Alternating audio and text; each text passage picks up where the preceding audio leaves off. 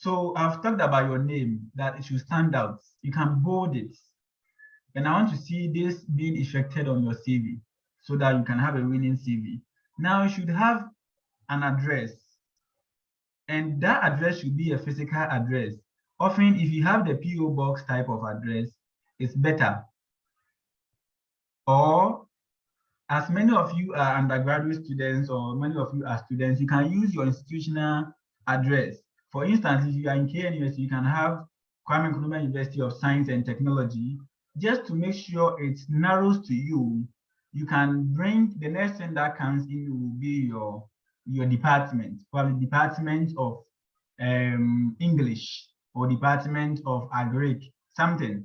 And then you come down and you use the PMB, that is private mailbag, KNUST Kumasi. For most of you undergraduate students, you can have your school's address as your address, and that is fine, indicating your department. Now, you should also have your email and your phone. Note that you are applying for something, and so your reviewer or your employer may want to contact you.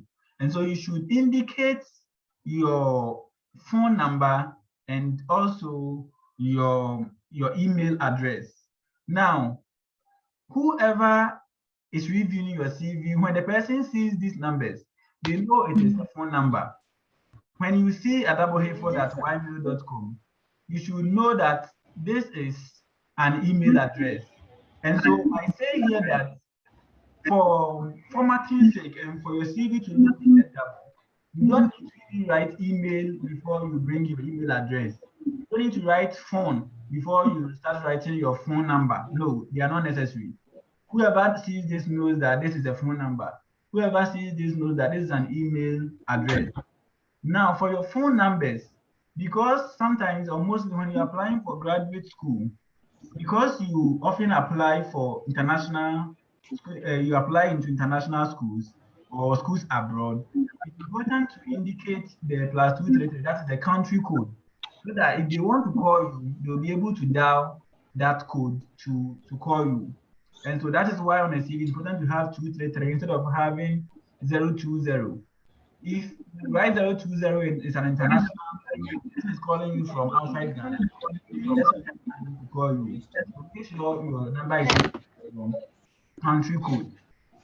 Now, LinkedIn is a social media platform, but it's more of professional. And so you don't do the normal things or the usual things on Facebook and Twitter on our LinkedIn account. And so I see it as more professional way of branding yourself. And because you want your employer to see the professional side of you, sometimes you can add your LinkedIn URL or your LinkedIn link to your CV. I mean the heading I talked about, so that if your your employer or your reviewer want to track you online, they just click on the link and take them to your profile, your LinkedIn profile. Now, sometimes the LinkedIn profile it is too long, such that if you are supposed to copy your LinkedIn profile, it is not tight enough, and so you can always copy your LinkedIn URL or your LinkedIn address into this website, bit.ly.com. And this bit.ly.com will shorten your address for you. You even have the chance of even customizing it. You can even use your name as the link, so that once you click on it, I know some of you are familiar with bit.ly.com. If you're not familiar with it, anytime you have a longer address, you can shorten the website. So you can always visit that website to shorten your LinkedIn address so that you can put that on your CV. Now, note that it is not compulsory to have your LinkedIn profile on your CV. Me, I don't have. Now, I have to mention that for some reasons, if what you are applying for is a social media role, like Azon has been calling for social media leads, sometimes it's important to tell your reviewer or your employer that you are active on social media. So you can add your Facebook, your Twitter, and all those kind of accounts. That will be a plus for you if that role is a marketing role or if that role is a social media role. Now, please understand, unless the application you are applying for or the vacancy you're applying for has to do with social media marketing or social media lead, please do not add your Facebook and your Twitter account. Don't worry yourself. If they want to find, let them find it yourself. But don't worry yourself and put those things on your CV. They are not necessary. Please understand that.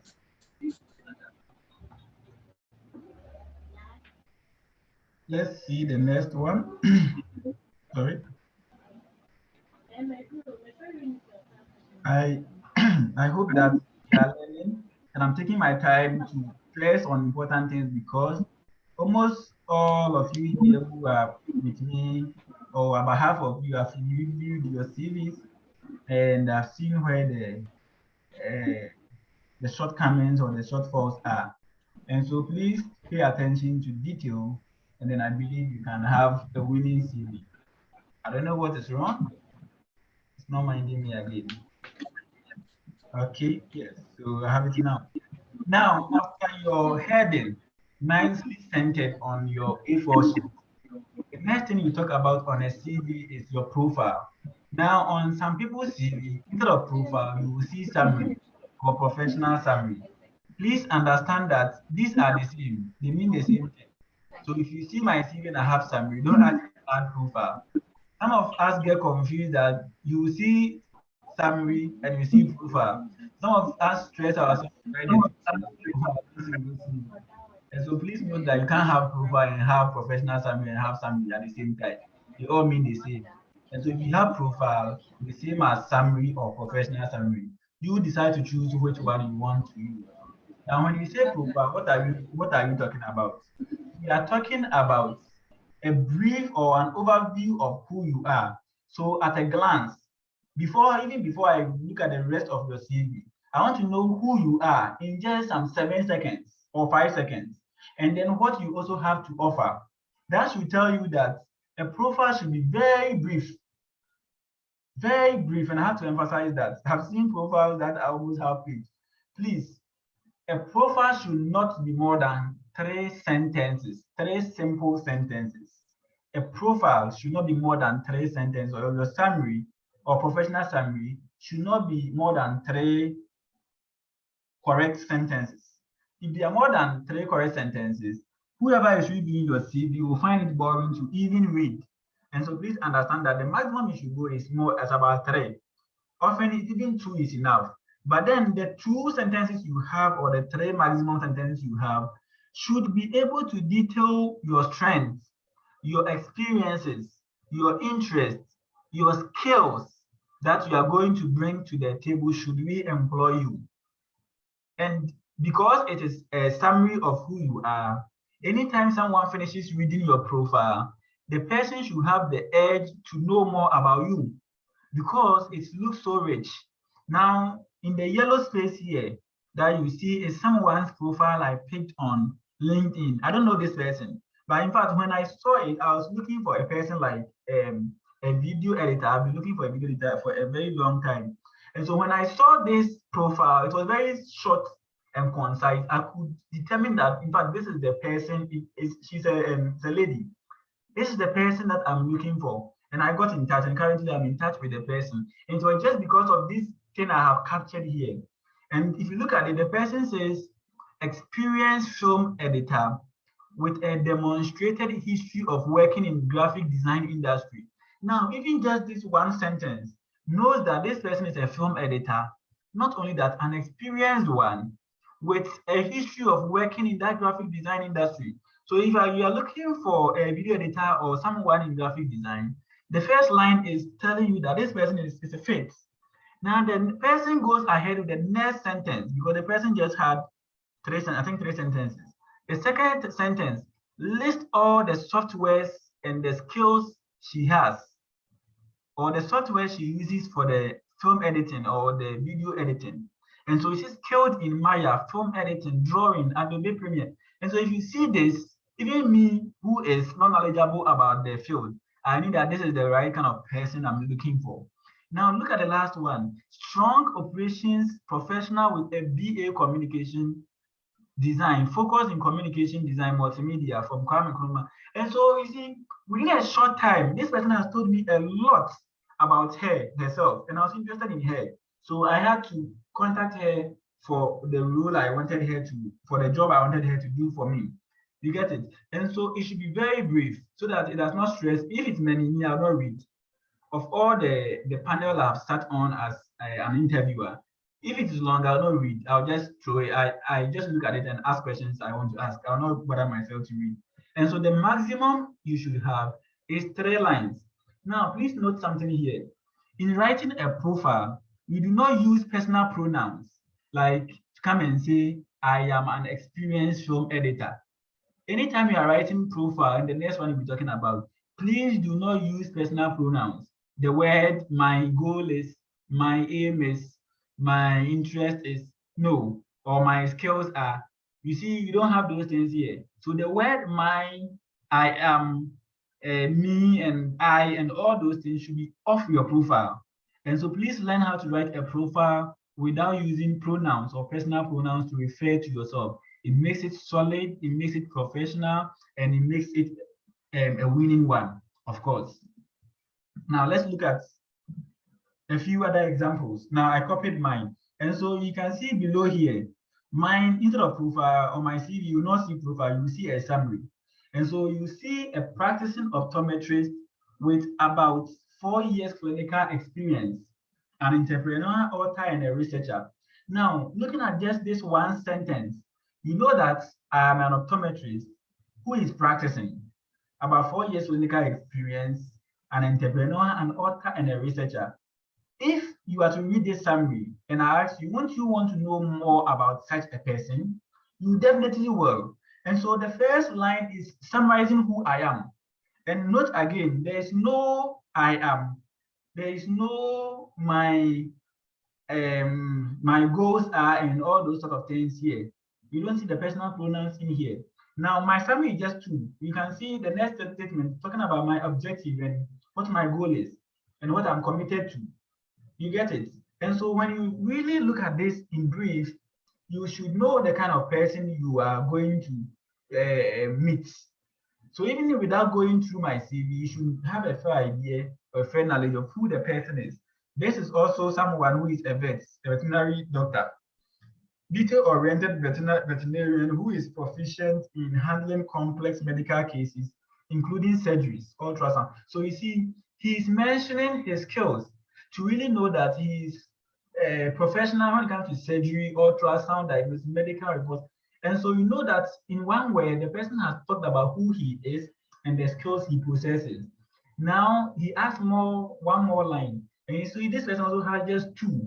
And so those of you who are fond of writing lengthy profiles, please desist from that. Your profile should not be more than 3 complete sentences. Now, a CV may also have an objective. Now, it is not always that you should have an objective on your CV. It's not always necessary. Now, you can see that about 50% of employers like you to have the objective on your CV, but about 50% also of them think it's a waste of time.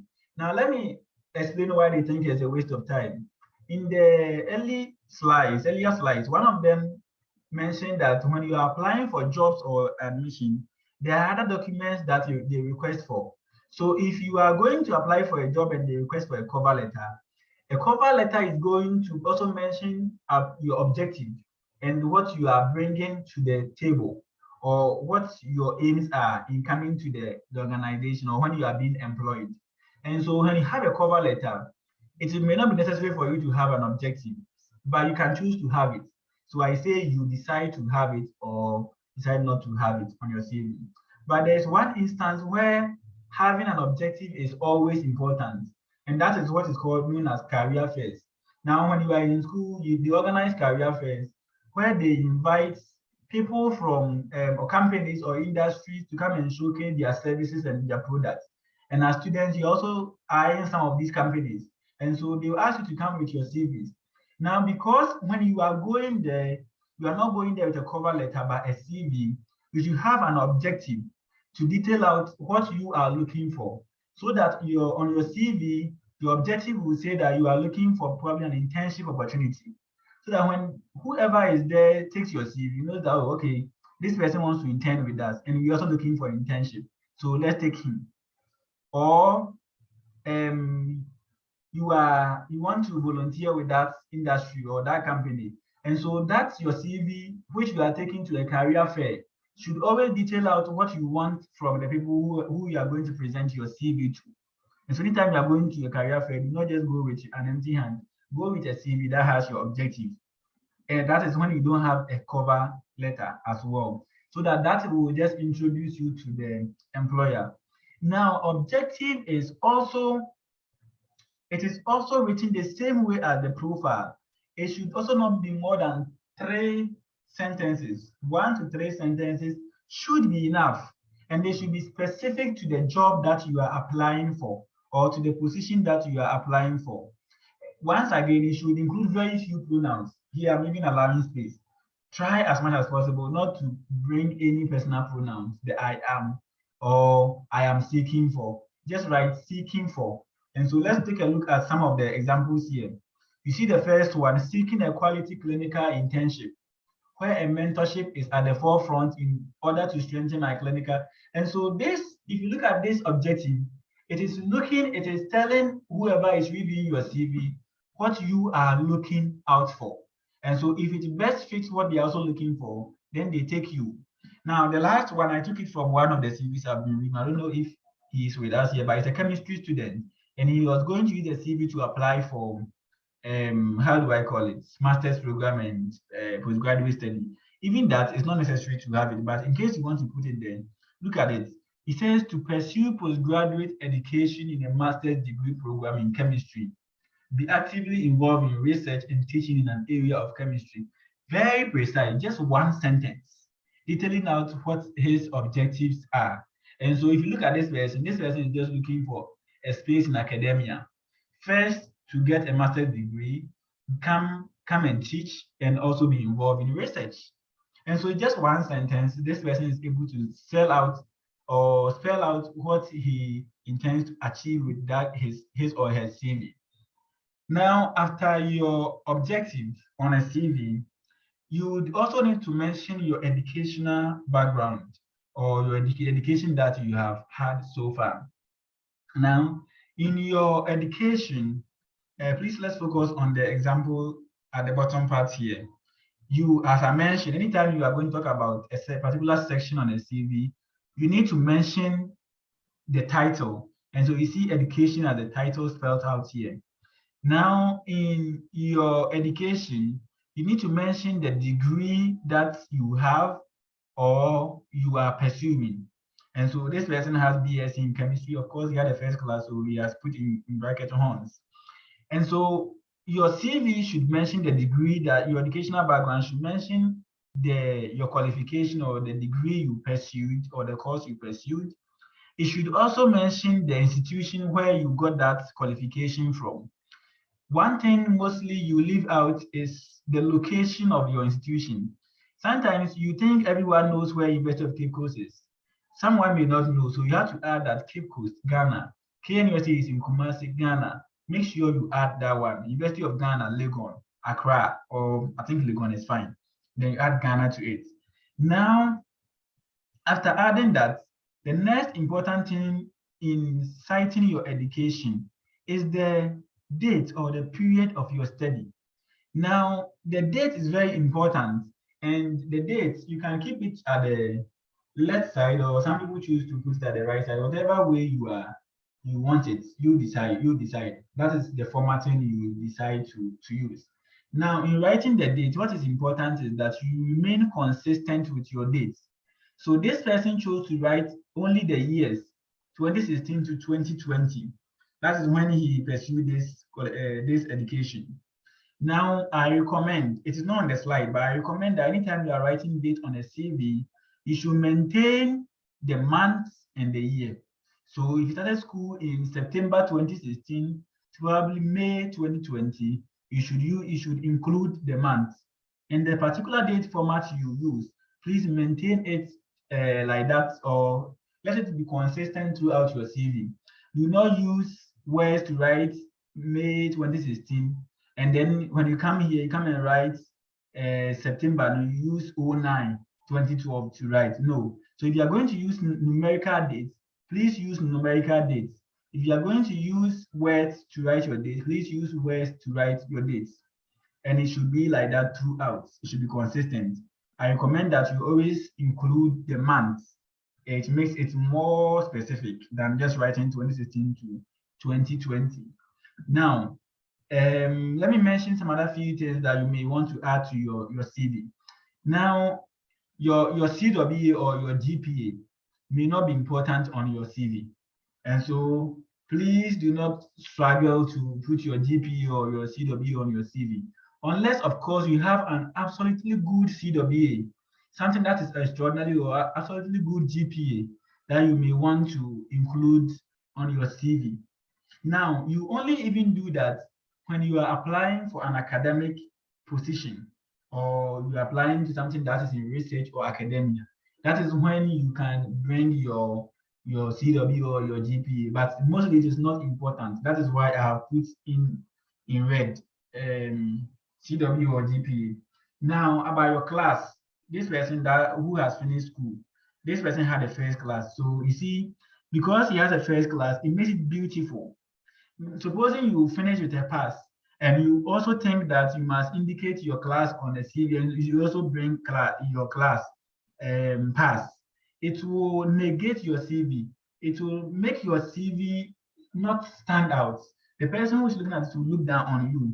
However, if you don't bring it, no one will penalize you for not bringing your class, the class you graduated with. If the person is interested in it, the person can ask you when you go for interview. By that time, you have the chance to prove yourself.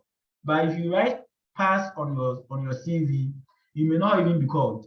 And so please don't worry to put your class on your CV. And I hope we understand that. Now, if you're applying for postgraduate study, it's important to also include the research that you did, your thesis or your undergraduate research. The title should be enough so that they know that at least you have some research background, and that also adds up to your education. Now, the positions you held while you were in the institution are put in red because some people choose to add it under their education. That is fine. I have no problem, or reviewers have no problem with that. The problem comes in when you also have a section for leadership, and you go there and also repeat the same positions you have already mentioned here, also under leadership, then you will be duplicating the positions you held on your CV, and that will make your CV plenty. But anyway, it's talking about the same thing. And so I recommend that you don't put the positions held under your education. Rather, create a section called leadership. You get there, and then mention that you had this leadership position while you were in the school. At that section, the advantage in putting your positions held under leadership is that you get a chance to talk about your achievement, your accomplishment while you were in that leadership role. And so I don't encourage you to bring it under your education. Yeah, so you were the school prefect or you were the SRC president when you were in University of Cape Coast, but I don't put it here. You can get down to leadership and then write it there so that you can convince us that when you were the SRC president, you did so and so. And education, you may not have the space and the luxury to write all those things. Now, to what extent should you cite your education? Because you've had basic education, you've had JHS, you had secondary, and you've had tertiary. Now, if you are an undergraduate study or you have completed school, you should not be listing your JHS. No one is interested in the junior high school you attended. No one is interested in the primary school you attended. Most of you, I know you list them. But please note that if you are currently at the university, the minimum you should go is your senior high school. Don't waste your time listing your basic education and the fact that you were a school prefect in your primary school. It's not important. But for those of us who have completed senior high school and are not yet in tertiary, I mean, you're not yet in the university, you're not yet in training college or something, you can add your JHS. That is fine because you don't have so much of education. But if you have made it to university or training college, no need to bring your JHS and those stuff. They don't matter again on your CV. The next thing I have to mention here before I move on to the next one is abbreviations. Now I've seen that many of you, anytime you are writing CVs and you want to cite your You want to cite your secondary, your WASI. You write WASI. Now, if you are sending WASI to someone in Australia, like let's say you're applying for a school, the person does not know what WASI is. And so please spell out abbreviations on your CV, at least for the first time you are using it. So the first time you are writing WASI on your CV, it should be spelled out. But if you go down and you think you should write another WASI, then you can abbreviate it or use acronyms for it. And so please do not be using acronyms on your CV, excessive acronyms, because we may not understand. For instance, this presentation I'm having, those of you who are not in K University, you don't understand what CWA is. And that is what happens when you use them on your CV to a foreign person, someone who is not familiar with your system or with your background. You may not understand what you mean. Now, after your education, no, one thing I also missed out. Now, if you are listing your education, it should be in chronology. I mean, it should be in chronological order. But this time, it should be the reverse. You should list from your current education to your previous one. And so if you are currently in University of Cape Coast, you don't bring your SS1 first before you come and cite your university one. Now, many of you are still in school, and so if you bring this dash, you can use dates 2016 to date or 2016 to present, meaning that you are still pursuing that degree. But more professionally, or a winning CV, you can put the expected date of graduation. So if you will be graduating in 2023, you can write maybe 2020 to 2023, and then in brackets you put expected, so that when I take your CV, I know that I started school in 2020 and we are expecting that you graduate in 2023. So please note that you can use to date or present, or you can put the graduation or the expected graduation date there and write into brackets expected, so that we know that you are still pursuing that qualification. But note that you don't bring your SS on top, then bring your university also at the bottom. No, start from your current educational qualification and move on to the earlier ones. But don't go beyond your senior high school. Don't be reciting your DHS, as I earlier mentioned. Now, your professional or your work experience. Now, if your CV is going to stand out, it is not even about your education. It is because of this particular portion, your work experience. And you see me going from education to work experience. The reason I mentioned that the format of a CV is not rigid is that some people can choose to have their work or professional experience on top of their education. And that is if they think they have enormous work experience, which made their CV beautiful, they will put it on top before they cite their education.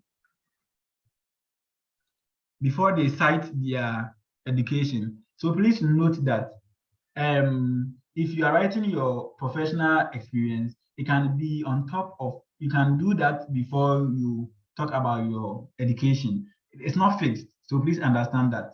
However, in as much as it's not fixed, you cannot bring certain things like your referee at the beginning of your CV. That would be too wayward, and that would not look like that would not look like a CV. It will not look like a CV. It's like someone, a human being who has the head facing downwards and the legs upwards. But then in terms of work and education, you can choose to put one ahead of it. In fact, anytime you are applying for a job, please put your work or professional experience on top of your education. And if you are going to apply for postgraduate study or something in academia, put your education on top of your work experience. At least let's maintain that format for now. So what goes into your experience? The same way you list your education in chronology, it should be the same way you list your professional experience or your work experience. Now, it should start from your current job position or your current work experience, and then you move downwards to the earlier or the earliest ones you've had. Now, the same way you list your education, you should make sure you cite the dates. They are very important. And I mentioned that for your CV to look professional, always try to bring the month and the year of your experience. Note that if you are citing, I'm repeating again, that if you are using a particular date format, keep that format throughout your CV. So if you use numbered dates, numerical dates for your education, when you get to work experience, use the same numerical dates. Don't be changing the date. The format should be the same. Now, in citing your professional experience, you should mention the role. It should be in bold and it should stand out. And that should be the first thing. That should be what should be on top of your experience. Many of you will cite the company. You're not interested in the company. You're interested in the role you were playing in that company. So that should come on top. So you don't start your work experience by mentioning Ghana Water Company at the top. No, you're not interested in the fact that you work in Ghana Water Company. What were you doing in Ghana Water Company? Were you an intern doing what? That role should be out and it should be bold so that it stands out. If you're the secretary, it should stand out. Secretary, it should stand out. It should you can bolden it so that it's conspicuous to everyone looking at your CV. Now, after mentioning your role, you mentioned the name of the organization or the institution where you had it. Another thing people miss out is that when they mention the name of the organization, they don't tell us where the organization is.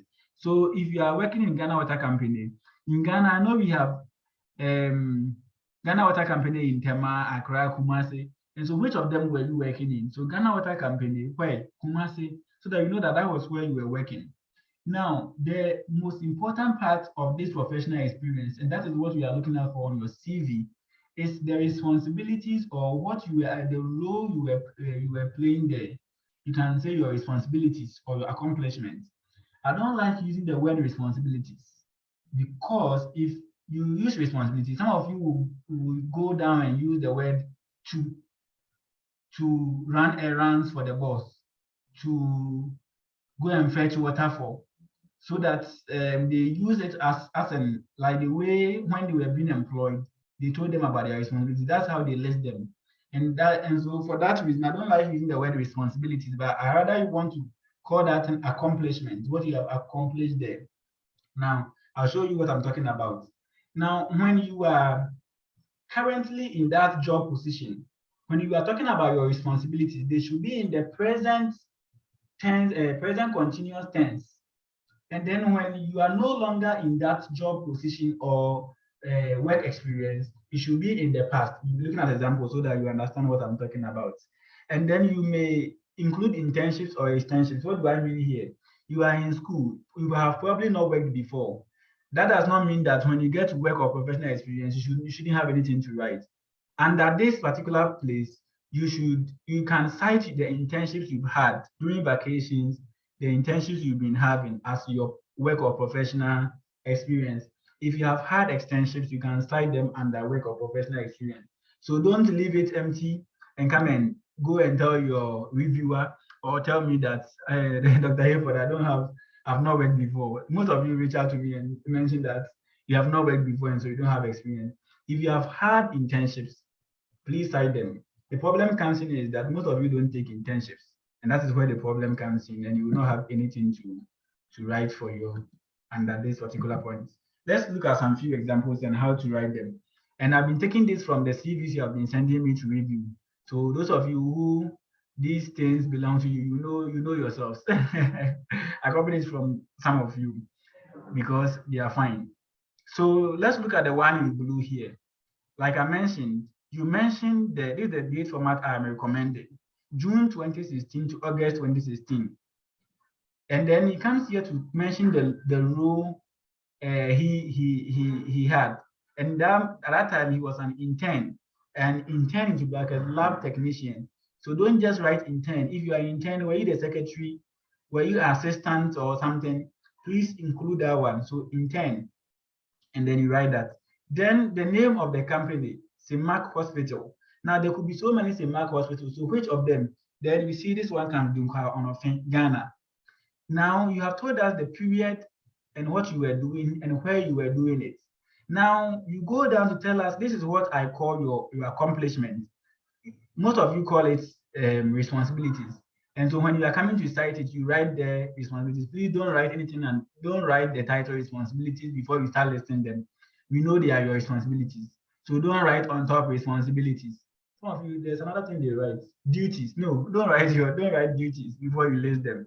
Just go on to list them. You know what they are. So this person was collecting blood and so and so. This person was doing this. And so if I'm going to employ this person in a similar role, oh, then I know that if I employ this person can collect blood. This person can perform some laboratory tests. This person can record test results and all that. So this person is fit. So these things are what make a CV stand out. And this is why the reason why someone will employ you to work for him or her, because he or she can see your experiences. And so spend time to write this. Now they should be very concise, because we are saying this is the most important thing. Don't be writing lengthy sentences. They should be concise and they are well spaced out. Very nice layouts. Now, this is another nice layout. This person work experience. He was a guidance and counseling coordinator at Nanumba South District Education Office, Woodlands, Northern Region. So you see, it mentions exactly where he had this particular work experience. So such that if you want to track this person, you can go to this particular office to find out whether it is true or what, or not true. And then this person also cites the date, 2014 up to date, meaning that this person is still at post. Now, the reason we say the structure of a CV is not rigid or it is not fixed is that while this person brought his date here, look at where this person's date is. And none of them is wrong. All of them are right. And that is why we say that there's no one type or one fixed type of CV. Your CVs can be different based on how you want to format it. And all of them are nice. They are all fine. And you see, he has highlighted the guidance and counseling coordinator. And that is the most important on the CV. This person has highlighted the intern lab technician.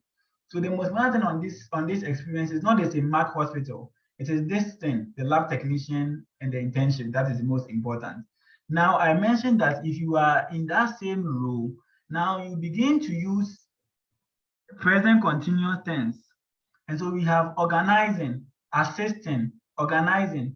You see, these ones are present continuous, stating that this person is still at post. But when you come down to this particular one, this person is no more there. Please, we said we have 1 more minute. That means that I will restart again. And so please make sure you rejoin after it goes off. It will go off automatically. So please note that.